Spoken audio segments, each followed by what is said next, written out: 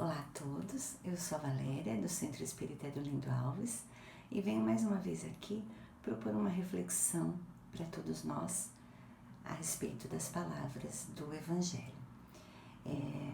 Se nós tivéssemos que resumir todo o Evangelho em apenas uma palavra, toda a mensagem de Jesus em apenas uma palavra, essa palavra seria caridade.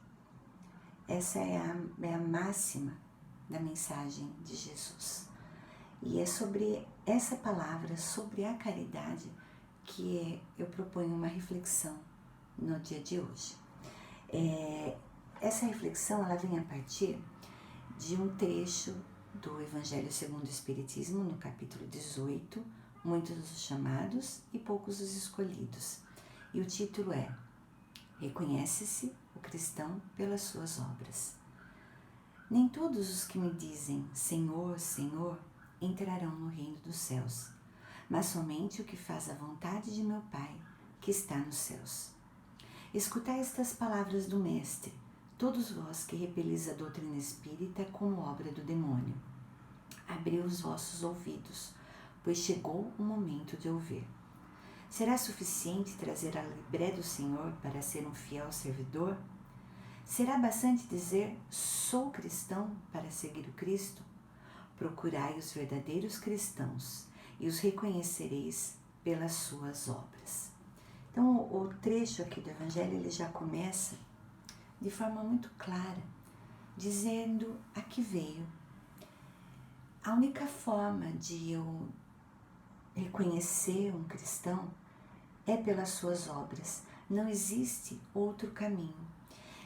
O trecho aqui ele ainda diz, não adianta dizer que você é cristão, não adianta falar palavras bonitas, não adianta você fazer discursos em praça pública, se você não tiver obras. As palavras, elas são vazias, as palavras elas perdem todo o sentido quando elas não vêm acompanhadas de obras.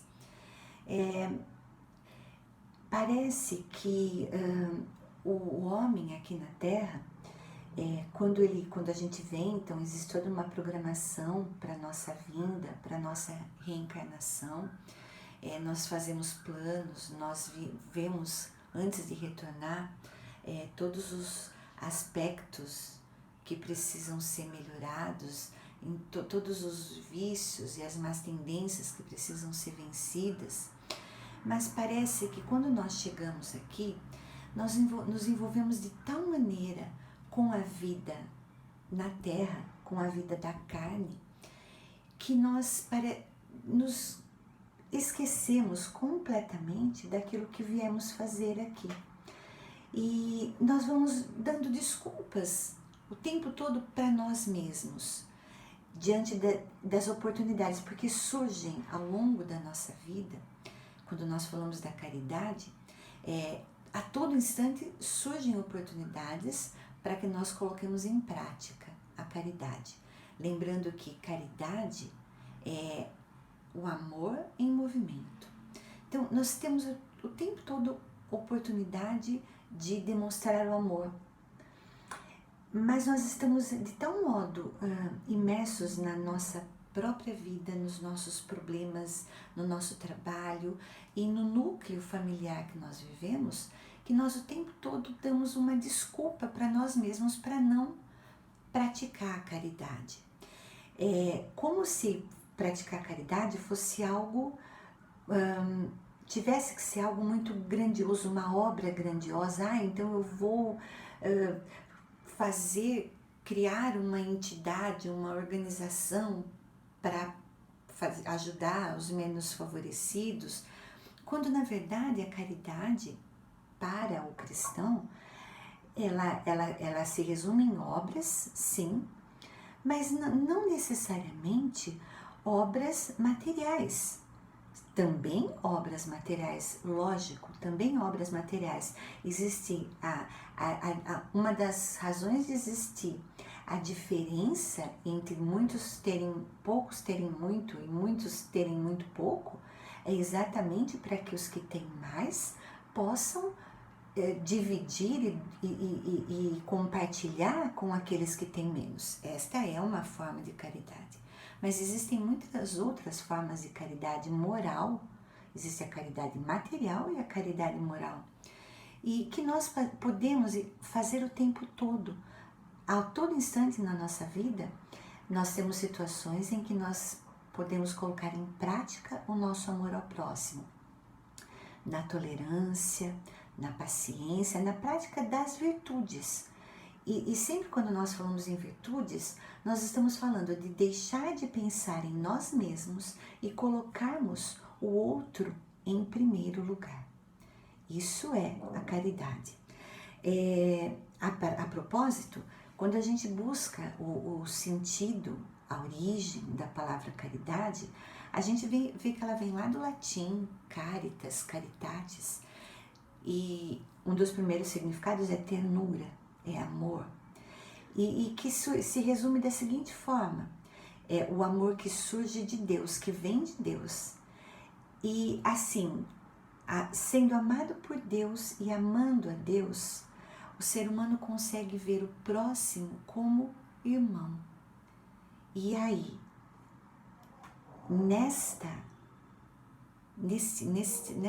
forma de ver o outro como irmão em Deus, é que nós conseguimos enxergar a magnitude dessa palavra, caridade. Então, caridade é amar ao próximo como a si mesmo, fazer ao outro aquilo que nós gostaríamos que fosse feito a nós. E isso tem muito a ver com como o homem enxerga a vida. Boa parte dos homens enxerga a vida como uma experiência única, consegue só ver a vida como algo efêmero, e isso faz com que ele seja impulsionado ao egoísmo. Não, eu preciso cuidar de mim, eu preciso cuidar dos meus interesses, eu preciso cuidar da minha vida, da minha família, eu não tenho tempo.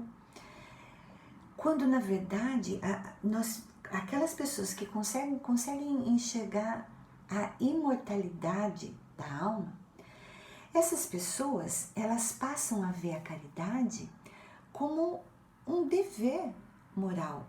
Por quê? Porque elas conseguem entender que todo mal feito para o outro, todo prejuízo causado a alguém, vai ser um prejuízo causado para ele mesmo. E todo bem feito ao outro, pela lei da causa e efeito, vai ser um bem feito para si próprio. Então, quando o homem ele consegue enxergar a imortalidade da alma, ele consegue perceber a pressa em resolver tudo numa existência só, principalmente as questões que dizem respeito à vida presente, à vida material. Isso tudo fica em último plano.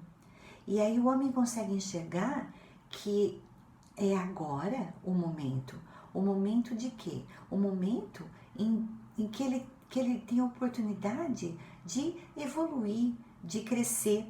A caridade, ela cria um ciclo virtuoso de progresso. É só por meio dela que nós vamos conseguir progredir. Então, a caridade, por mais que o homem queira fugir dela, ele pode, ele tem escolha, ele tem o livre-arbítrio.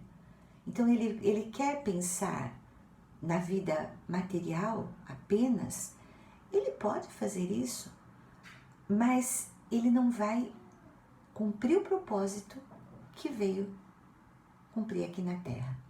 E ele vai precisar de outras oportunidades. Então, a questão da evolução, ela está totalmente na nossa mão. Totalmente.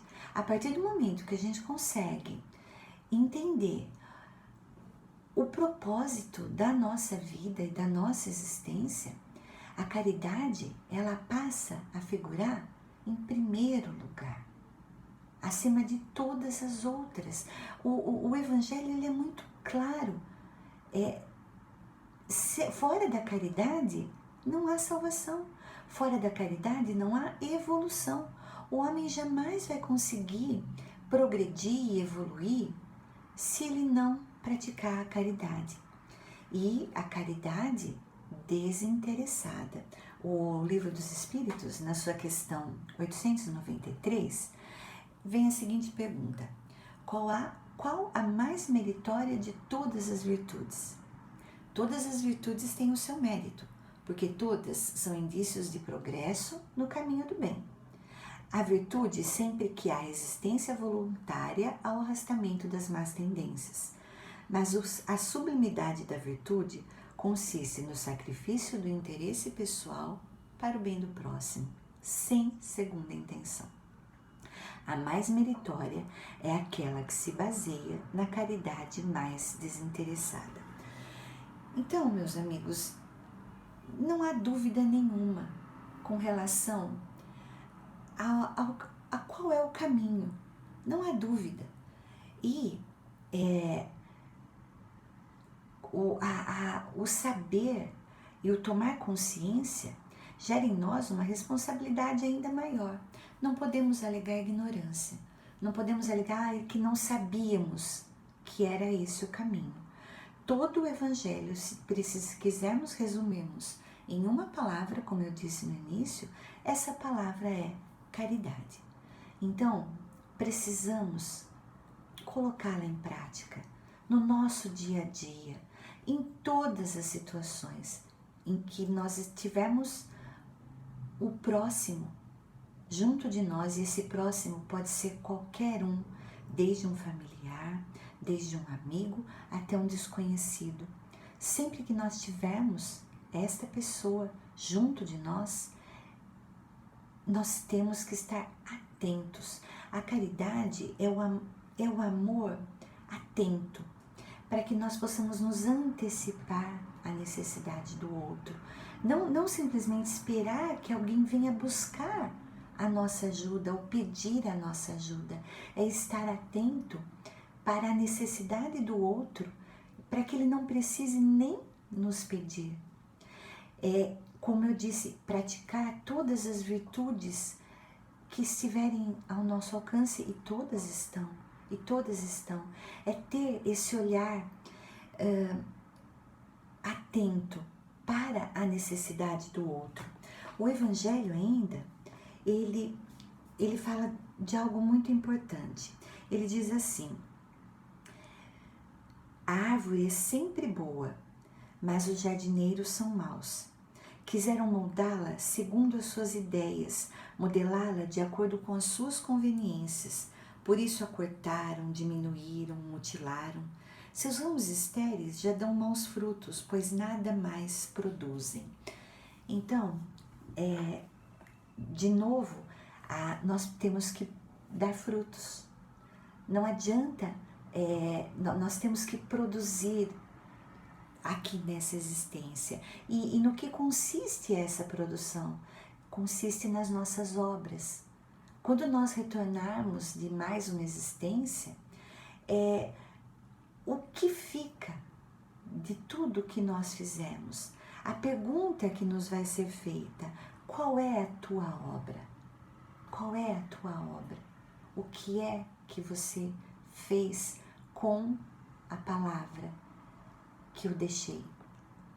Com os exemplos que eu deixei? E falando em exemplos, nós temos muitos exemplos, porque quando nós usamos Jesus como exemplo, que é o espírito mais evoluído que já pisou aqui nesse planeta, nós podemos falar, mas era Jesus era o amor em pessoa. Mas nós temos, Jesus ele permitiu que muitos outros espíritos viessem e conseguissem, espíritos imperfeitos, e que deixassem para nós um legado muito grande, exemplos de vida e de caridade. Então nós temos muitas pessoas, e sempre citamos aqui muitas delas. Chico Xavier, uma delas, Dr. Bezerra de Menezes, Madre Teresa de Calcutá, para não citar só espíritas, porque a caridade ela não se resume à religião. A caridade, ela está ao alcance de qualquer pessoa. A caridade é a maior obra do cristão, independente da sua religião. Então, essas pessoas, elas conseguem nos mostrar pelo exemplo que a nossa vida, ela pode sim ser uma vida de caridade. Nós podemos viver como essas pessoas viveram, colocando sempre o outro em primeiro lugar.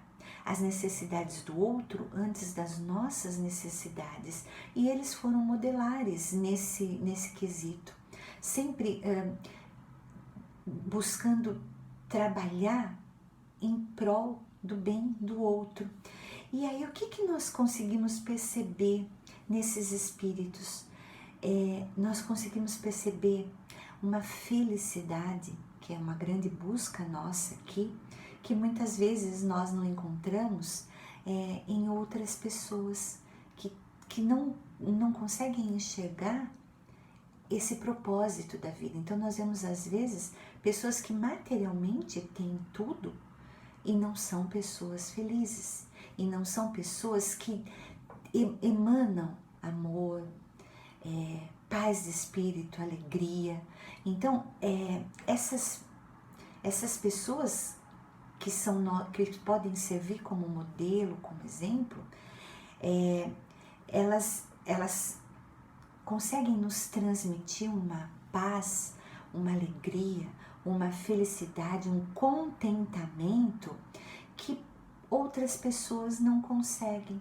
Às vezes, as pessoas que estão muito atidas à vida aqui, nesse plano, muito pelo contrário, elas estão sempre infelizes, sempre preocupadas, sempre com um semblante enrugado. Por quê? Porque elas não, embora elas estejam sempre buscando a felicidade e por meio do trabalho e das conquistas materiais, elas não estão praticando exatamente aquilo que é o propósito da vida delas. E é por isso que elas não conseguem ser felizes. O homem, ele só consegue chegar próximo da felicidade que é possível nesse plano quando ele consegue fazer o outro feliz. E de que maneira eu posso fazer o outro feliz? Sendo caridoso. É a única forma que eu tenho de levar a felicidade ao outro. Para não deixar nenhuma dúvida com relação ao propósito da nossa vida aqui, Paulo nos deixou na verdade, uma prece a respeito da caridade, que diz assim: se eu falar as línguas dos homens e dos anjos e não tiver caridade, sou como o metal que soa ou como o sino que tine. E se eu tiver o dom da profecia e conhecer todos os mistérios e quanto se pode saber, e se tiver toda a fé até ao ponto de transportar montes e não tiver caridade, não sou nada. E se eu distribuir todos os meus bens em o sustento dos pobres, e se entregar o meu corpo para ser queimado, se todavia não tiver caridade, nada disto me aproveita. A caridade é paciente, é benigna. A caridade não é invejosa, não obra temerária nem precipitadamente, não se ensoberbece, não é ambiciosa, não busca os seus próprios interesses, não se irrita, não suspeita mal, não folga com a injustiça, mas folga com a verdade. Tudo tolera, tudo crê, tudo espera, tudo sofre. A caridade nunca jamais há de acabar, ou deixem de ter lugar as profecias, ou cessem as línguas, ou seja abolida a ciência. Agora, pois, permanecem a fé, a esperança e a caridade, essas três virtudes. Porém, a maior delas é a caridade. Então, meus amigos, não nos enganemos.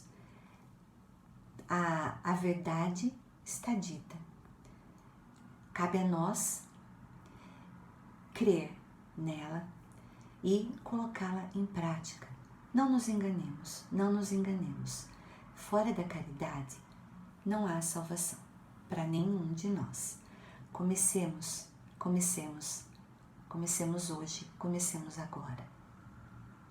Muito obrigada e até a próxima.